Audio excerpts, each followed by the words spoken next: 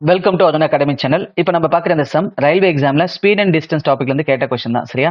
இப்போ இந்த கொஸ்டினை எப்படி நம்ம ஷார்ட்கட்ல அப்ரோச் பண்றது அப்படிங்கிறத பார்ப்போம்.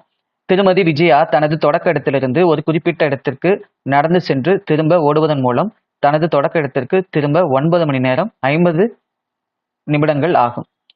இருபுறமும் நடந்து செல்ல 12 மணி நேரம் 20 நிமிடங்கள் ஆகும் எனில் அவர் இருபுறமும் ஓடி கடக்க எவ்வளவு நேரம் ஆகும்? சரிங்களா? கொஸ்டின் என்ன சொல்றாங்க புரியுதுங்களா?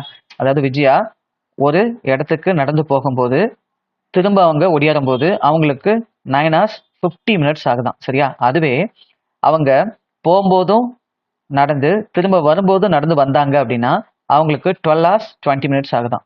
இப்போ நம்ம கேள்வி என்ன அப்படின்னா, போத் வேவும் வந்துட்டு ஓடி கடந்தாங்க அப்படின்னா எவ்வளவு நேரம் ஆகும்? இதுதாங்க கேள்வி. சரியா? இது எப்படி நம்ம சிம்பிளா ஷார்ட்கட்ல போடுறது அப்படின்னா, பாருங்க நான் லாஜிக்கா சொல்றேன். இப்போ 12 hours 20 minutes ஆகுதுங்களா? எப்ப ரெண்டு புறமும் நடந்து போகும்போது. சரியா? போகும்போது நடந்து வரும்போது நடந்து வந்தாங்கன்னா 12 hours 20 minutes ஆகுது. இப்ப ஒரு பக்கம் மட்டும் நடந்து ஒரு பக்கம் ஓடி வந்தாங்கன்னா 9 hours 50 minutes ஆகுதா? இப்ப இது ரெண்டுக்குள்ள டிஃபரன்ஸ் இருக்குல்லைங்க, இதுதான் வந்து பாத்தீங்கன்னா அவங்க எக்ஸ்ட்ரா எடுத்துக்கிட்ட டைம். எப்ப அப்படின்னா நடந்து ரெண்டு புறமும் நடந்து போகும்போது எக்ஸ்ட்ரா எடுத்துக்கிட்ட டைம் என்ன அப்படிங்கிறத இதுல இருந்து இதை கழிச்சீங்கன்னா தெரிஞ்சிடும். சரியா?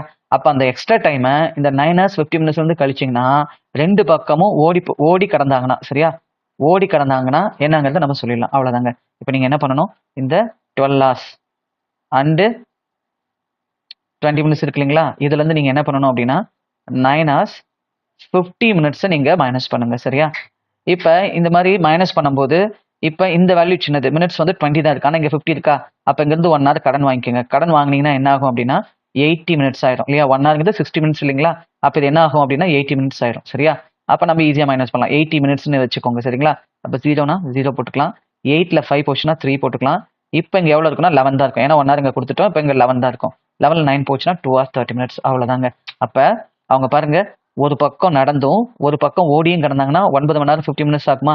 இப்ப ரெண்டுமே ஓடி கிடந்தாங்கன்னா என்னன்னா இந்த 9 மணி நேரம் 50 நிமிடங்கள்ல இருந்து இந்த 2 மணி நேரம் 30 நிமிடங்களை கழிச்சிட்டீங்கன்னா ஆன்சருங்க. அவ்வளவுதாங்க. அப்படியே மைனஸ் பண்ணுங்க. 9 hours 50 minutesல இருந்து 2 hours 30 minutes கழிச்சிட்டீங்க அப்படின்னா என்ன வரும்? 0, இங்க 2, இங்க 9ல 2 போச்சுன்னா 7. அப்ப இந்த கொஸ்டினுக்கான ஆன்சர் என்னன்னா 7 hours 20 minutesங்க. சரியா? இப்ப உங்களுக்கான கொஸ்டின், இந்த கொஸ்டினுக்கான ஆன்சர் தெரிஞ்சிச்சு அப்படின்னா இந்த வீடியோட கமெண்ட் செக்ஷன்ல உங்களோட ஆன்சரை போஸ்ட் பண்ணுங்க. சரிங்களா? சரிங்களா? ஓகேங்க. இது வரைக்கும் நான் சொல்லிக் கொடுத்தது உங்களுக்கு கிளியரா புரிஞ்சிருக்கும்னு நினைக்கிறேன். கிளியரா இருந்துச்சுன்னா மறக்காம இந்த வீடியோக்கு ஒரு லைக் பண்ணுங்க. அதே போல உங்க ஃப்ரெண்ட்ஸும் இந்த மாதிரி எக்ஸாம்க்கு ப்ரிப்பேர் பண்ணிட்டு இருக்காங்கன்னா அவங்களுக்கும் மறக்காம இந்த வீடியோவை ஷேர் பண்ணுங்க. டெஃபினட்டா அவங்களுக்கும் யூஸ்ஃபுல்லா இருக்கும். அடுத்ததான் நீங்க ஃபர்ஸ்ட் டைமா இப்பதான் நம்ம வீடியோ பாக்குறீங்க அப்படின்னா மறக்காம நம்ம அருண் அகாடமி சேனலை சப்ஸ்கிரைப் பண்ணுங்க. தேங்க்யூ ஃபார் வாட்சிங் அருண் அகாடமி சேனல்.